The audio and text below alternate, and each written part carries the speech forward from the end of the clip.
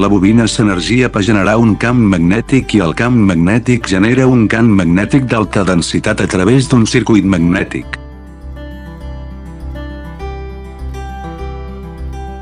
La xarxa permeable magnètica de la cavitat magnètica s'imanta per generar un fort camp magnètic.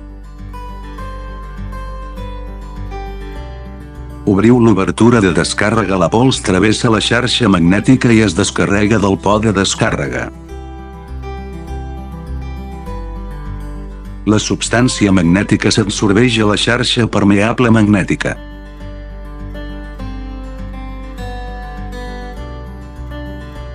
Tanqueu l'entrada d'alimentació i descarregueu el material restant.